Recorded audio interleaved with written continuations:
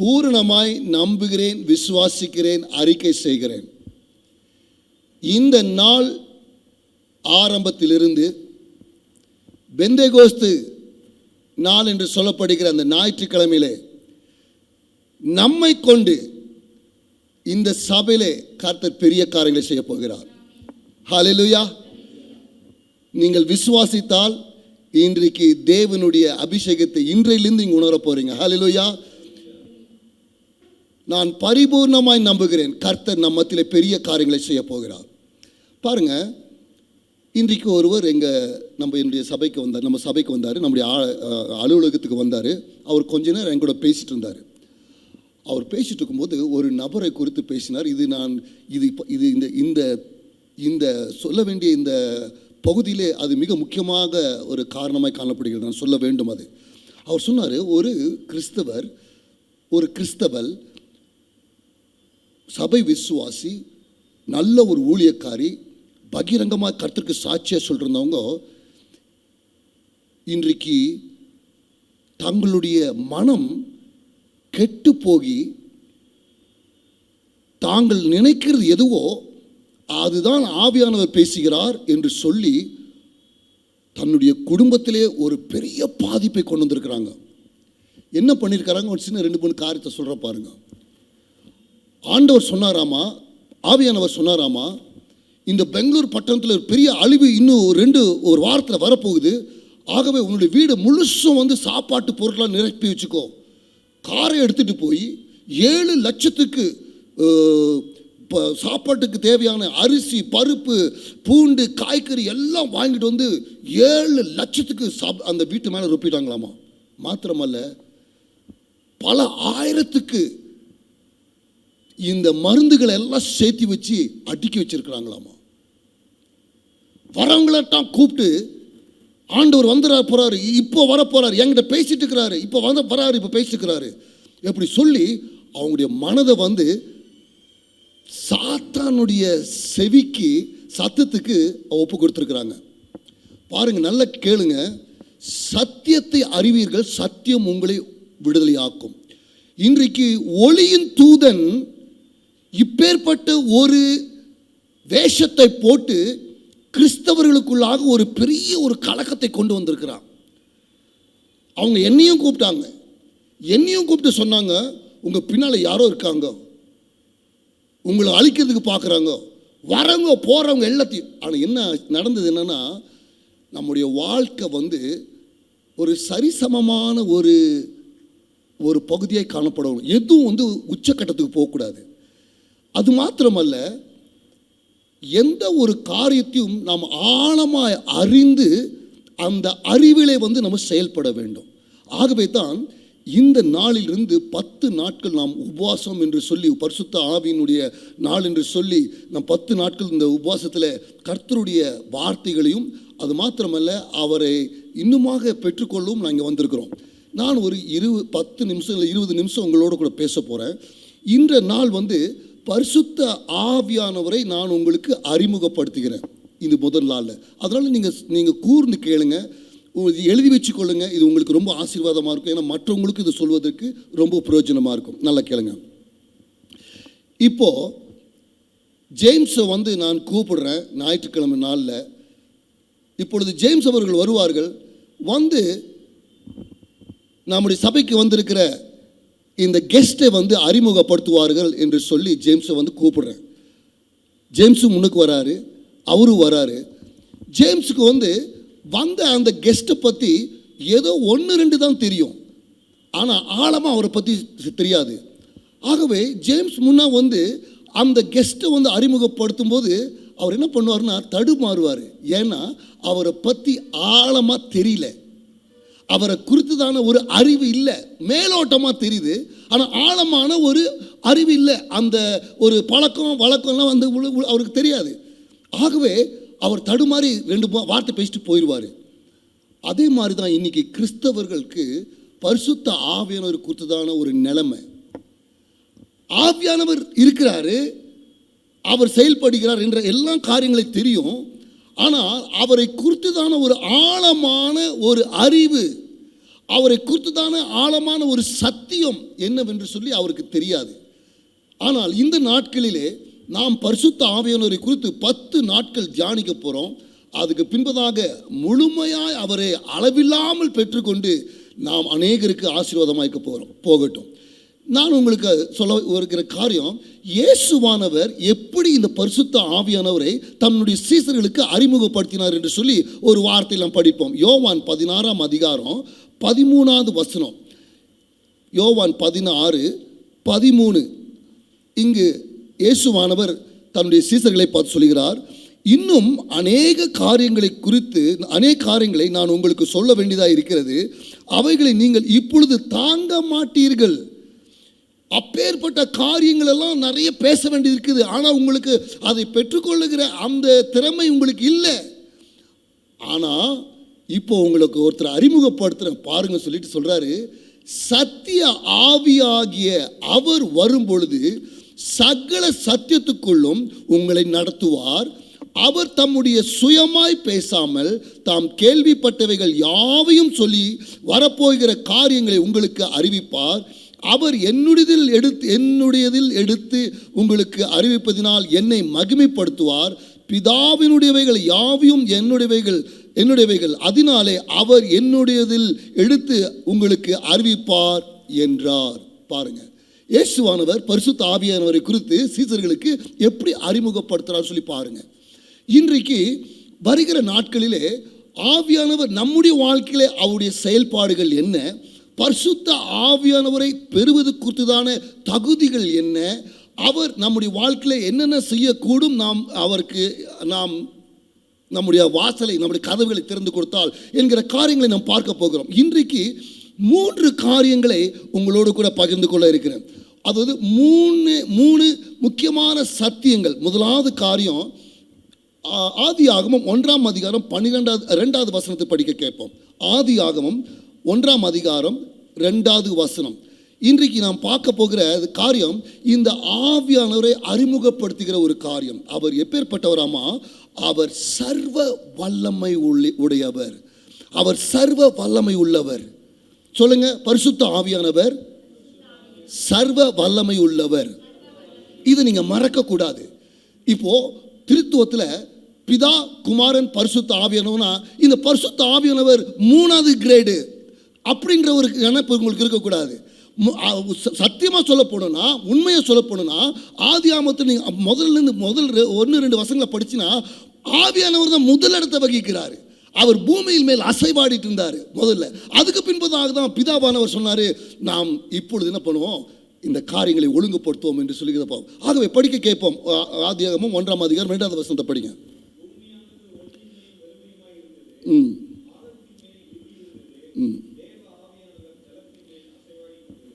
ஆமென்.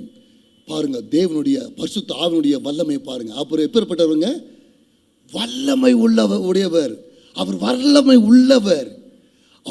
அவர் வசனம் சொல்லுகிறது, அவர் எதன் மேல் அசைவாடி கொண்டிருந்தாராமா? ஜலத்தின் மேல் அசைவாடி கொண்டிருந்தாராமா.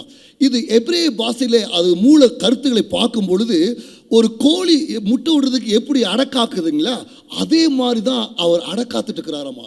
இன்றைக்கும் உங்களையும் என்னையும் நம் அனைவரையும் அவர் அடக்காத்து கொண்டு, எப்படின்னா நம்மேல் அவருடைய சிறகுகளை விரிவித்து அவர் கண்காணித்து நம்மை பாதுகாத்து அவர் நடத்துகிற தேவனாக இருக்கிறார். அவர் வல்லமை உள்ள தேவன், அதை நீங்கள் மறக்கக்கூடாது. அவர் வல்லமை உள்ள தேவன். எப்பொழுதும் நம்முடைய வாழ்க்கையிலே அவர் நம்ம மேலே வட்டமிட்டு கொண்டே இருக்கிறார். ஒருவேளை நீங்கள் ஒளிஞ்சிருந்தீங்கன்னா அந்த ஒளிவான இடத்துலேருந்து அவர் வெளியே நின்று நீ வர மட்டும் காத்துட்டு இருக்கிறாரு. நீங்கள் ஏதோ ஒரு பாவம் தப்பு பண்ணீங்கன்னா நீ எப்போ விட்டுட்டு வருவேன்னு சொல்லிட்டு உங்கள் மேலேயே அவர் அசைவாடி கொண்டே இருக்கிறார். அவர் வல்லமை உள்ள ஒரு பரிசுத்த ஆவியானவர், தேவன் அவர். ஆகவே முதலாவதாக நாம் அறிந்து கொள்வோம், இந்த பரிசுத்த ஆவியானவர் யார், எப்பேற்பட்டவர்னா அவர் சர்வ வல்லமை உள்ளவர். குறித்துக் கொள்ளுங்க. 2வது, இந்த பரிசுத்த ஆவியானவர் எப்பேற்பட்டவர்னா அவர் எல்லா ஞானம் உடையவராயிருக்கிறாரு. அவர் பிதா, குமாரன், பரிசுத்த ஆவின்னு சொல்லும் பொழுது அவர் திருத்துவ தேவத்தில் 3வது இடம் வகிக்கிறதுனால அவர் அறிவிலே குறைவுள்ளவர் என்பது அல்ல. வேதம் சொல்லுகிறது அவர் எல்லா அறிவை உடையவர் என்று சொல்லி. படிக்க கேட்போம். 1 கொரிந்தியர் 2ஆம் அதிகாரம் 10-11 வசனங்களை படிப்போம்.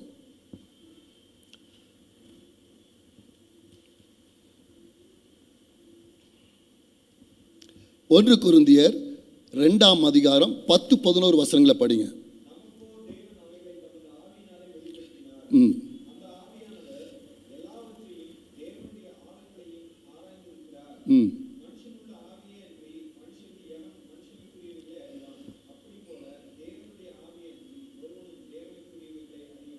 Praise the Lord. Hallelujah.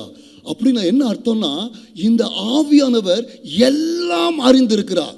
உதாரணத்துக்கு ஒரு டீச்சருடைய ஒரு தன்மை, அதாவது அவருடைய ஒரு தகுதி என்னவா இருக்கணும்னா, அழகா இருக்கணும், நல்ல உடைத்து வந்திருக்கணும். அது அல்ல, அவர் பேச போகிற சப்ஜெக்ட் அவர் தெரிஞ்சிருக்கணும். அது பேச போகிற சப்ஜெக்ட் அவர் தெரிஞ்சிருந்தது தான் அவர் ஒரு குவாலிஃபைட் டீச்சர். அதே மாதிரி இந்த பரிசுத்த ஆவியானவர் குறித்து வேதம் என்ன சொல்கிறதுனா, அவர் சகலத்தையும் அறிந்திருக்கிறார். ஹல்லேலூயா. சகலத்தையும் அறிந்திருக்கிறார். பிதாவானவர் என்ன செய்ய போகிறார், இயேசுவானவர் என்ன செய்ய போகிறார், இந்த உலகத்தில் என்ன நடக்க போகிறது, நமக்கு வரப்போகிற ஆபத்து என்ன, அவர் நமக்காக என்ன செய்ய போகிறார், சகல பற்றியும் அறிந்திருக்கிறார். அவருக்கு மறைவாக அறியாதது ஒன்றுமில்லை. அவர் சர்வத்தையும் அறிந்தவர், அவர் சர்வ வல்லமை உள்ளவர், அவர் அறிவிலே பெரியவர். அவருக்கு தான் ஞானம் அறிவே புறப்படுகிறது. ஹல்லேலூயா, ஹல்லேலூயா. இந்த வசனத்தை, இந்த காரியத்தை நீங்கள் மறக்கக்கூடாது. அது மாத்திரமல்ல, அவர் உணர்வுடையவராக இருக்கிறார். நம்ம யாரோ ஒருத்தர் திட்டா நம்மளுக்கு கோபம் வருது, அல்லது நம்ம யாரோ நம்மளை பகைச்சிட்டோ என்ன பண்ணால் நம்மளுக்கு அழுக வருது. அதே மாதிரி அப்பேற்பட்ட தன்மையுடையவர். வசனம் சொல்லுகிறது, எபேசியர் 4ஆம் அதிகாரம் 30வது வசனத்தில் பவுல் தன்னுடைய நிருபத்தில் அவர் ஒரு வார்னிங் கொடுக்கிறார். என்ன சொல்லி பார்ப்போம். எபேசியர் 4ஆம் அதிகாரம் 30வது வசனம்.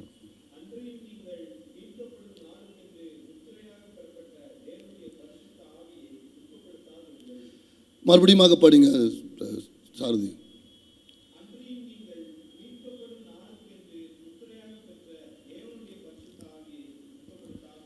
பவுல் ஒரு எச்சரிக்கை கொடுக்கிறாரு. பரிசுத்த ஆவியானவரை துக்கப்படுத்தாதீங்க. ஏன்னா அவர் உங்களுக்கு சொல்லிக் கொடுக்கும் பொழுது அந்த காரியங்களை நீங்கள் அறிந்து கொள்ளுங்க, அதை தெரிந்து கொள்ளுங்க, அதை செயல்படுத்துங்க. அதை நீங்கள் செயல்படுத்தாமல் போனீங்கன்னா அவரை நீங்கள் துக்கப்படுத்துறீங்க. ஏன்னா அவருக்கு தெரியாதது ஒன்று உங்களுக்கு சொல்லிக் கொடுக்கல. அவர் சகலவற்றையும் அறிந்திருக்கிறவர்.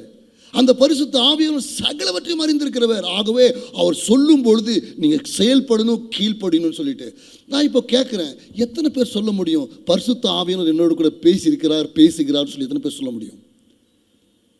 Praise the Lord, praise the Lord, praise the Lord, praise the Lord, praise the Lord. நம்ம எல்லாத்துக்கிட்டையும் பேசுகிறாரு. ஆனால் என்ன தெரியுங்களா, நாம் அந்த நம்முடைய செவியை அவருடைய ஃப்ரீக்குவன்சிக்கு டியூன் பண்ணணும்.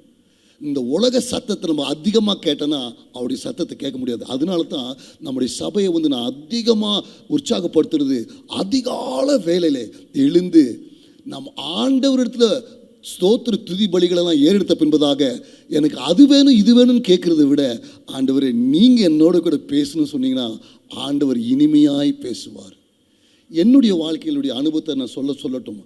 சில காரியங்கள் ஆண்டவர் என்னை எச்சரித்தார், இந்த காரியத்தை செய்யாதுன்னு சொல்லிட்டு. நான் இது ஏதோ ஒரு சத்தம், இது நானே சிந்திக்கிறேன்னு சொல்லிட்டு நான் செயல்பட்டேன்.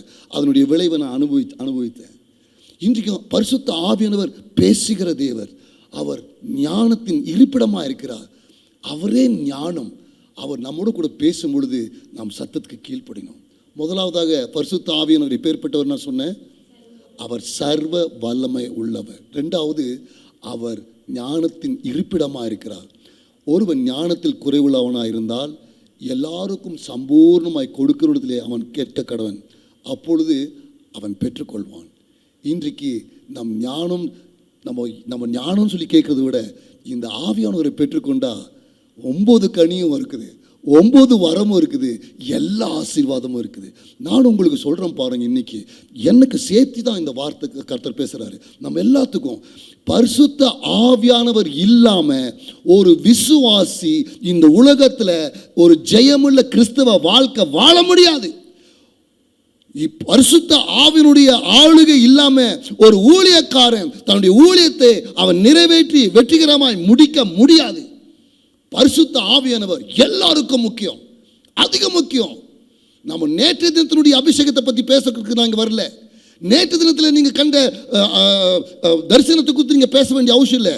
இன்றைக்கு ஆண்டவர் என்ன செய்கிறாரு, இன்றைக்கு உன்னுடைய வாழ்க்கையில் என்ன செய்ய போகிறாரு, அதை தான் நம்ம பேசி ஆகணும். கடந்த காலத்தால் இன்றைக்கு பாருங்க, வேதத்தை நீங்கள் பார்க்கும் பொழுது இயேசு சுவாமி கோடிய உராசி நடந்துட்டு இருந்தவங்க தான் சீசருங்கெல்லாம் இல்லைங்களா? அவங்க இயேசு சுவாமி கூட இருந்தாங்க. அவங்க இயேசு சுவாமி செஞ்ச எல்லா அற்புதங்களை பார்த்தாங்க, எல்லா காரியங்களையும் பார்த்தாங்க. ஆனால் சோதனைன்னு சொல்லி வரும்பொழுது யூதாஸ் பாருங்க செஞ்ச வேலை, காட்டி கொடுத்து தன்னையே மாய்த்து கொண்டான். பேதுரு செஞ்ச காரியம் என்ன, சத்தியம் பண்றான், இவர் யாருன்னு எனக்கு தெரியாதப்பா, ஆளை விடு, இவர் யாரை பத்தி பேசுற, எனக்கு ஒன்றும் தெரியாது, தப்பிச்சா போதும் சொல்லி ஓடுறதுக்கு பார்க்கிறாரு.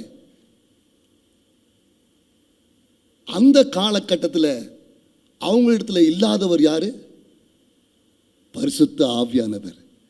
ஆனால் இயேசு சுவாமி இதெல்லாம் அறிஞ்சுதான் சொன்னார். அவர் என்ன சொன்னார் தெரியுமா, நான் போகிறது உங்களுக்கு நல்லது. ஏன்னா இயேசு சுவாமி ஒரு இடத்துல தான் இருக்க முடியும். அந்த நேரத்தில் ஒரு இடத்துல தான் ஒருத்தருக்கு அல்ல ஒரு கூட்டத்தில் தான் அவர் பேசிட்டு இருக்க முடியும். ஆனால் அவர் என்ன சொன்னார், நான் போனேன்னா என்னுடைய ஆவியை உங்களுக்கு தருவேன், அவர் எல்லாரோடும் எல்லா சமயத்திலும் எப்பொழுதும் உங்களோடையே இருப்பார். ஹல்லேலூயா. அவர் சொல்றாரு, உங்களை விடவே மாட்டார், அவங்களை கைவிடவே மாட்டார். இன்னைக்கு உங்களை பார்த்து சொல்றோம் பாருங்க, உங்களை உற்சாகப்படுத்துறோம் பாருங்க. நீங்க என்னத்தை பண்ணியிருந்தாலும் சரி, என்ன விதமான காரியத்தை நீங்க செய்திருந்தாலும் சரி, ஆவியானவர் உங்களுக்குள்ளாகவே இருக்கிறார். அவர் கஷ்டப்படுறாரு. அவர் ரொம்ப பவுல் சொன்ன மாதிரி பரிசுத்த ஆவியானவரை துக்கப்படுத்தாதீருங்க. அவர் துக்கப்படுத்தி கொண்டு தான் இருக்கும். ஆனாலும் உங்களை விட்டு போக மாட்டார். ஏன்னா இயேசு சுவாமி நமக்கு கொடுத்திருக்கிற ஒரு வாக்குத்தத்தம் இது. அவர் உங்களை விட்டு விலகுவதில்லை, ஆவியானவர் உங்களை விட்டு விலகுவதில்லை, அவர் உங்களுக்குள்ளாக இருக்கிறாரு. ஆனால் என்னைக்கு நம்முடைய வாழ்க்கையை ஒரு சீரியஸாக எடுக்கிறோமா பாருங்க, இத்தனை பேர் சீரியஸாக வந்திருக்கீங்க. இந்த நேரத்தை எல்லா காரியங்களை விட்டுட்டு நான் போகணும், சபைக்கு பாடணும், கர்த்தருடைய வார்த்தை கேட்கணும், இந்த சீரியஸ்னஸ் இருக்கும் பொழுது ஆவியானவர் கிரியை செய்ய ஆரம்பிப்பார். ஹல்லேலூயா. அதாவது நம்ம ஆண்டவருக்குள்ள பிஸ்னஸ் வச்சானா அவர் நம்மளுக்குள்ள பிஸ்னஸ் வைப்பார். ஆனால் நம்ம ஏனோ தானும் சொல்லி அவரை ட்ரீட் பண்ணனா அவரும் தூரமாக போயிடுவார். ஆகவே இந்த பரிசுத்த ஆவியானவர் இந்த சீசர்களுக்கு இல்லாதிருக்கும் பொழுது அவங்க பலவீனமாக இருந்தாங்க. ஆனால் நடந்த காரியம் என்ன, இயேசு சுவாமி சொன்னார், நீங்கள் உலகம் எங்கும் போய் சுவிசேஷத்தை அறியுங்க. ஆனால் போகிறதுக்கு முன்னால் நீங்கள் செய்ய வேண்டிய காரியம் என்ன, மேலறையிலே தரித்திருங்க. அப்பொழுது மேலறையிலே தரித்திருந்த போது நடந்த காரியம் என்ன, ஆவியானவர் இறங்கி வந்தார். ஒருத்தர் எல்லாருக்கும் மேலேயும் இயேசு சாமி ஒருத்தர்கிட்ட தான் பேசியிருக்க முடியும். ஆனால் பரிசுத்த ஆவியானவர் பாருங்க எல்லாரோட கூட இடைப்பட்டார், எல்லாருக்கும் வல்லமை கொடுத்தாங்க. அவங்க புறப்பட்டு சொன்ன பின்பதாக வேதம் சொல்லுகிறது, ஒரே ஒரு பிரசங்கத்தில் 5000 பேர் ரட்சிக்கப்படுறாங்க. நிழல் படும் பொழுது சுகம் படுறாங்க. அவங்களுக்கு கர்ச்சி அவங்க தூக்கி போடும் பொழுது பிடிக்கிறவன் எவனோ சுகமாகறான். காரணம் என்ன, கர்ச்சிப்னால இல்லை, அவங்களுடைய நிழல்னால இல்லை, அவங்களுக்குள்ளாக இருக்கிற பரிசுத்த ஆவியானவர்னாலே. ஹல்லேலூயா. இன்றைக்கும் உங்களுக்குள்ளாக அதே ஆவியானவர் இருக்கிறார். ஹல்லேலூயா. அவர் எந்த வகையிலும் குறைவுபட்டோ அல்லது அவர் வீக்காவோ இல்லை, அவர் நிறைவாக இருக்கிறார். ஆனால் இன்றைக்கு நாம் இந்த காரியத்தை முக்கியப்படுத்தி செயல்படுத்தும் பொழுது நம்முடைய வாழ்க்கையிலே அவரை அதிகமாக ருசிப்போம்.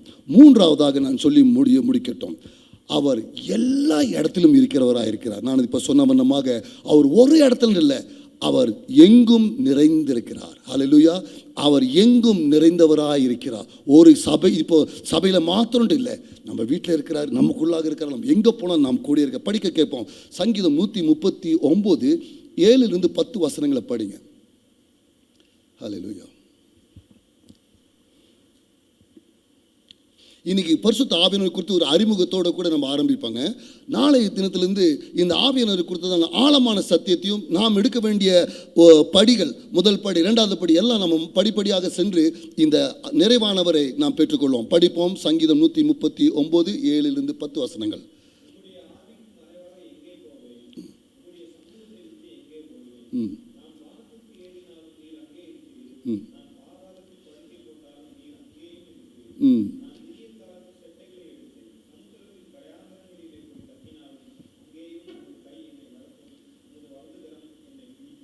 ஹல்லேலூயா. இந்த வசனம் என்ன சொல்லுதுங்க, உம்முடைய சமூகத்திலிருந்து நான் எங்கே ஓடுவேன் அப்படின்னா அவர் எங்கும் நிறைந்தவராக இருக்கிறார், நிறைவாக இருக்கிறார், எல்லா இடத்துலையும் இருக்கிறார். பாருங்கள், நம்முடைய ஆஃபீஸில் இந்த கேமரா வச்சுருக்கோம் இல்லைங்களா? அந்த கேமரா இருக்குது, ஒரு கேமரா இங்கே இருக்குது, ஒரு கேமரா கீழே இருக்குது. அப்புறம் நீங்கள் கடையில் போனால் கூட பார்க்கலாம், கேமரா அங்கே இருக்கும். அப்புறம் நிறையா வீதிகளில் பார்க்கும்போது கூட கேமரா இருக்கும். அந்த கேமரா இப்போ 24/7 நம்ம படம் பிடிச்சு கொண்டே இருக்கும். ஒரு திருடனையோ யாரையோ பிடிக்கணும்னு இந்த கேமரா ரீவைண்ட் பண்ணால் உடனே போதும், எல்லாத்தையும் பிடிச்சிடலாம். அதே மாதிரி பரிசுத்த ஆவியினுடைய கண்கள் நம் மேல் எப்பொழுதும் நோக்கமாக இருக்கிறது. அவர் எங்கும் இருக்கிறார். அப்படின்னா அவரை விட்டு நம்ம ஓட ஆரம்பித்தா அவர் நம்மோடு கூட ஓடி வர்றாரு. நாம் ஏதோ ஒரு பாவம் செஞ்சுட்டு தவிச்சிட்டு இருந்தனா அவர் வெளியிருந்து காத்துட்டு, எப்படா நீ வெளியே வருவ, மறுபடியும் எப்போ நீ திருந்துவ, ஏன்னா உன்னை விட்டு நான் பிரிய முடியாது, ஏன்னா இயேசு சுவாமி சொன்ன வாக்குத்தத்தம் நிறைவேறியே ஆகணும். ஆகவே அவர் காத்துட்டு இருக்கிறாரு. சற்று யோசித்து பாருங்க. அவர் நம்மை விட்டு பிரிவதில்லை, நம்மை விட்டு கைவிடுவதும் இல்லை. அவர் எங்கும் நிறைந்தவராக இருக்கிறார். அது மாத்திரமல்ல, நம்முடைய வாழ்க்கையில என்னென்ன காரியங்களிலே எங்கெங்கே நம்ம என்ன செய்கிறோமோ எல்லாவற்றையும் அறிந்திருக்கிற அவர் எல்லா இடத்திலும் நிறைந்தவராகவே இருக்கிறார். இந்த சத்தியத்தை நாம் அறியும் பொழுது உண்மையாலுமே நம்முடைய வாழ்க்கையில் ஒரு தெளிவு உண்டாகும்.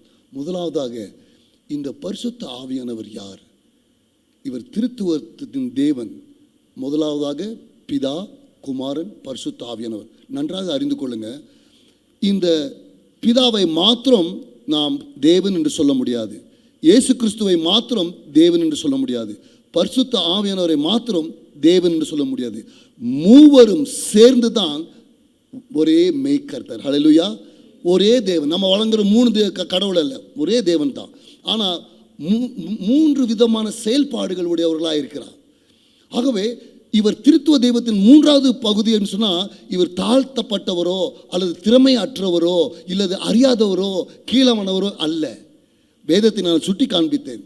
அவர் ஜலத்தின் மேல் அசைவாடி கொண்டிருந்தார். ஆகவே அவர் முதலிடத்தை வகிக்கிறவராக இருக்கிறார். முதலாவதாக அவர் வல்லமை உள்ள தேவன். ஹல்லேலூயா. வல்லமை உள்ள தேவன். 2வது, அவர் ஞானத்தின் இருப்பிடம். அவர் தான் ஞானம். நமக்கு ஞானம் வேணும்னு அவர் தான் கேட்கணும், அவர் தான் ஞானம். 3வது, அவர் எங்கும் இருக்கிறார். அவருக்கு மறைஞ்சு நம்ம எங்கே ஓட முடியாது, தப்பவும் முடியாது. அவர் நம்முடைய நிழல் எப்படி நம்ம தொடர்ந்து வருதோ அதே மாதிரி பரிசுத்த ஆவியானவர் நம்மை தொடர்ந்து வருகிற தேவனாக இருக்கிறார். இந்த சாயங்கால வேளையிலே இந்த காரியங்கள் உங்களை பலப்படுத்தட்டும், இந்த காரியங்கள் உங்களுடைய சிந்தனையிலே நிறைந்திருக்கட்டும். ஆவியானவர் இப்பேற்பட்டவரை நான் அறிந்திருக்கிறேன், இந்த ஆவியானவர் இன்னுமாக நான் அறிய விரும்புகிறேன். ஒரு வசனத்தை படிப்போம். யோவான் 15ஆம் அதிகாரம் 26வது வசனம். யோவான் 15:26.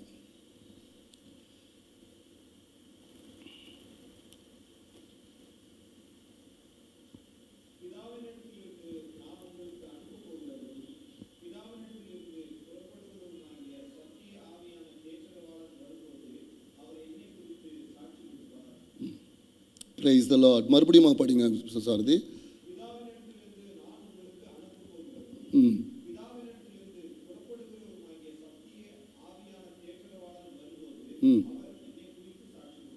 Praise God. இந்த பரிசுத்த ஆவியானவர் நம்ம ருசிக்க தான் முடியும், அவரை நாம் இன்னுமாக அனுபவிக்க தான் முடியும். ஆனால் தூரத்துலேருந்து இவர் இப்பேற்பட்டவன்னு சொல்லிட்டு தெரிஞ்சுக்கொள்ள முடியாது. இந்த பரிசுத்த ஆவியானவரை ஒரு ஆட்டோபாம் அந்த ஒரு சக்திக்கு அப்பாற்பட்டவராக இருக்கிறார். அவர் செய்ய முடியாத செய்கிற தேவன், அவர் சர்வ வல்லமையுள்ள தேவன். ஆகவே இந்த சாயங்கால வேளையிலே ஒரே ஒரு வசனத்தை படித்து நான் முடிக்க விரும்புகிறேன். ரோமர் 8ஆம் அதிகாரம் 16வது வசனம். ரோமர் 8வது அதிகாரம் 16வது வசனம்.